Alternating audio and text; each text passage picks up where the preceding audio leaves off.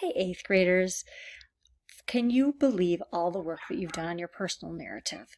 Oh my gosh, remember 3 weeks ago, before Thanksgiving, you started with pre-writing and you thought of favorite people, places, and memories. And then you chose one of those and you actually wrote out your story. And then all the work we've done with the revising, my goodness, you added a new opening and a new closing, and you added dialogue, and you added you zoomed in on a moment, and you added feelings and showed us some feelings, right? All those things we're revising. Today, we're moving on to the editing phase of the writing process. Well, you might be asking, what's the difference between revising and editing? Wasn't I editing when I was making all those changes to my text? No. Editing is a little bit different. I think of it kind of like this. If you were going to get ready to go to a really important event, you would pick out just the right outfit, the right shoes, the right socks. You'd make sure that you're everything coordinated, right? That's the revising part.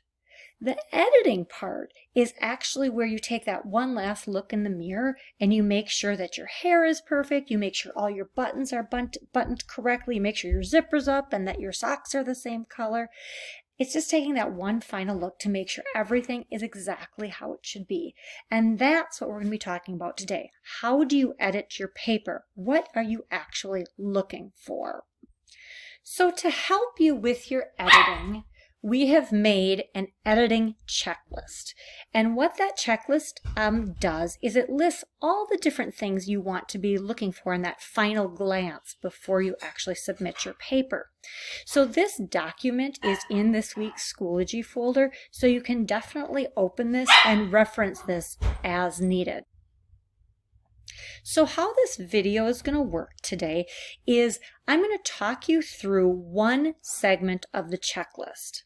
Then you're going to stop the video and you're going to open your own personal narrative and you're going to apply the corrections as needed for that part of the checklist. So again, it might be helpful to have the actual checklist open on your iPad or your computer.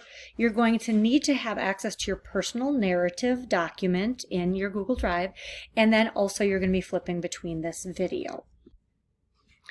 The first thing we're going to be looking at is your title. Now you can see on the checklist here, there are a couple of things you want to consider when you're writing a title.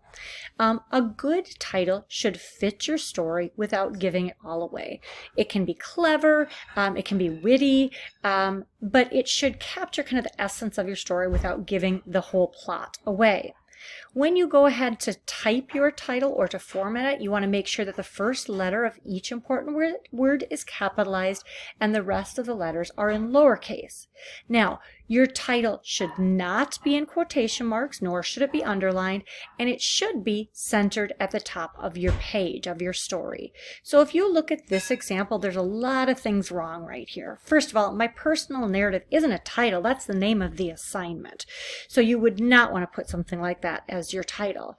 You'll notice they also, this one is underlined. You should not underline your title, nor should you put it in quotation marks. And finally, we see that this one is left justified, and a good title, the proper placement for a title is centered at the top of the page. So if you look at the title on the right hand page here, that's exactly what your title should look like. So we're going to pause here. You're going to go to your personal narrative and you're going to go to the checklist and make sure that you can check off every one of these things regarding your title. If you don't have a title yet, now would be the time you add it. Okay, so do that work and we'll see you back in a second. The second thing that you're going to consider as you go through this editing process is your paragraphing. Okay, now remember we talked about different places you would logically put a paragraph in a narrative? Places where a new character comes in, where the setting changes, where a new person speaks, or where a new event or segment of the story begins. Kind of going back to our lesson on dialogue, anytime a new person speaks, you're going to start with a new paragraph. Okay, how should you format that paragraphing? How should you show it? You should use a new paragraph. When you have a new paragraph, you want to use your tab key to show the paragraph. If you're on an iPad and you can't figure out how to tab, you would want to hit your space bar 10 times. Also with paragraphing, there should be no extra lines of space between the paragraphs. So when you look at the example on the left here, you see a couple of problems. This first line has no indent, so you would need to hit the tab key there or spacebar 10 times. The second paragraph is actually tabbed in too far. There are two indents instead of one, or two tabs, okay? So you would want to remove one of them. The third problem over here is this giant line of blank space between the two paragraphs.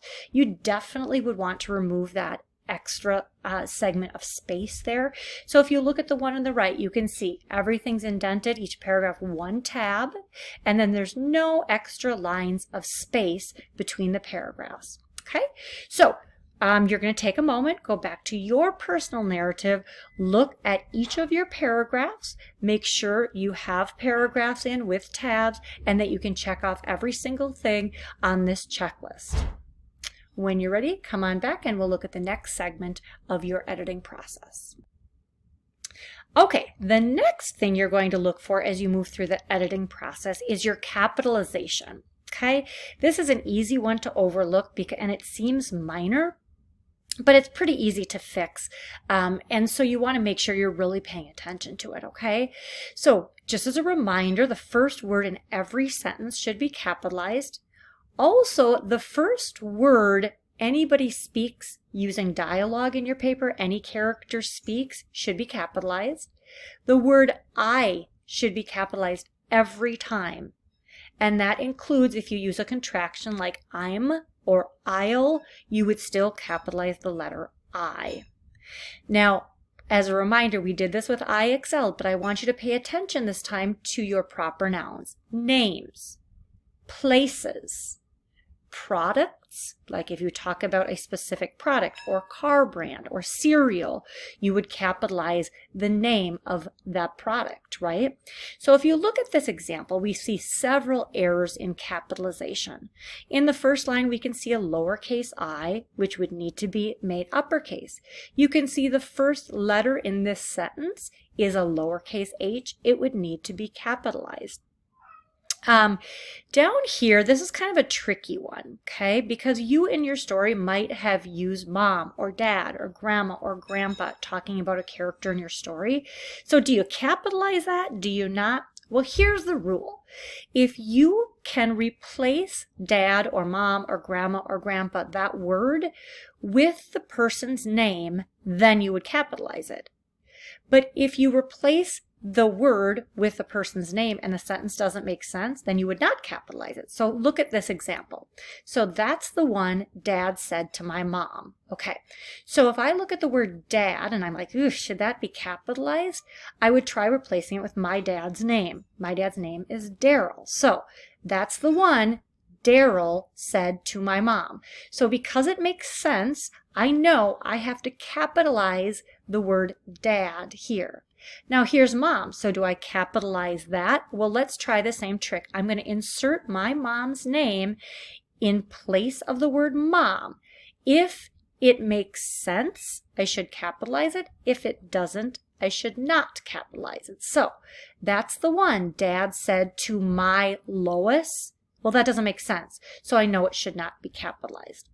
So if you glance over to the right-hand version, you will see all the capitalization errors have been repaired. So now you're going to go back to your personal narrative. You're going to pay particular attention to your capitalization. Be really picky with this. Okay, so we'll see you back here in just a minute after you have repaired any capitalization errors in your document. Okay, the next thing that you're going to be looking for in your paper is your verb tense. And we've talked about this throughout, the writing of the paper, but verb tense is really, really tricky.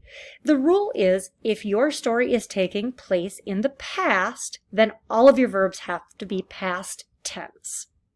If you're telling your story as though it's happening now, all of your verbs have to be present tense. Now, it doesn't matter if your story is in the past or if it's in the present tense, it just has to have consistent verb tense throughout the entire story.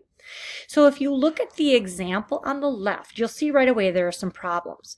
The first time I see the kitten that was to be mine, I fell in love.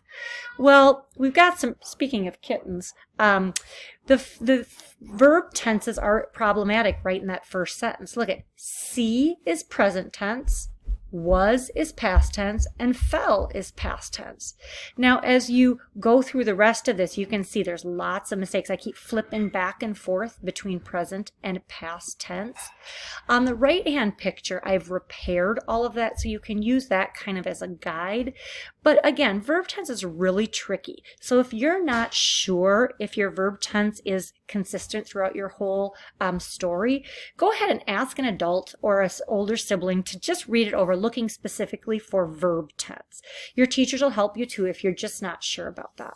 So take a minute, go ahead, do any repairs on verb tense that you can see, and again, if you're not quite sure, ask for help. And then we'll see you back here in just a few minutes. Okay, we're almost there. This is the last thing on the checklist, okay? So we're looking at end punctuation. Now you guys know every sentence has to end with a period, an exclamation point, or a question mark. So you're just going to want to make sure you go through and look at every sentence and make sure you ended it with some sort of punctuation. Now, the second thing on this checklist isn't really about end punctuation, but it's something that you might not have noticed. When you're typing in Google Docs, you sometimes will see things underlined in red or blue, depending on if you're on an iPad or a computer. What that is an indication that you have done something that isn't grammatically correct. Now, every time you see an underline, does that mean you have to fix it, like there's something wrong? No, but it does draw your attention to the fact that there might be something wrong. So when you see an underline, like for example, in the left-hand side here, you see this word, which I meant to type the word squeezed, but you can see I've misspelled it, and now it's underlined in red. It's an indication something's wrong there. So if I click on that word, I'm going to get a pop-up that gives me the correct spelling. So I'm going to click up top, and I'm going to correct the spelling. Now let's say I look at this word and it gives me a suggestion. I'm like, no, that's not really what I wanted it to say. It's okay. As long as you've checked it and you've made sure that it's correct, you should be fine. But nothing should be underlined in red or in blue when you're done with your editing. So now you're going to stop the video. You're going to go and look for end punctuation, and you're going to look for anything that's underlined in red or blue in your paper. And then come back and we'll wrap things up. Okay, you guys, so congratulations. Hopefully you've gone through and done all this editing and it's made your paper really kind of shine. Okay, we know that some of you probably just played this video, you didn't go back to your narrative, you didn't spend any time editing, and that's really unfortunate if you did that. It's kind of like I talked about at the beginning of the video, you're getting ready to go to a really important event and you have a really great outfit, but you don't comb your hair. Or you don't check to see that your zipper's zipped, right? That would be silly. Why waste even the energy getting ready then? And with your paper, if you skip the editing or you don't take it very seriously, you're kind of doing yourself an injustice, right? You've worked hard on this paper. Don't cheapen it by not correcting editing errors, okay? So you might think you're ready to submit, but please do not submit yet. There's one more step that you're going to do before you actually submit. So hopefully you've done a great job editing and your paper is really, really as good as it can be. Okay, off you go. Have a great rest of your day, guys.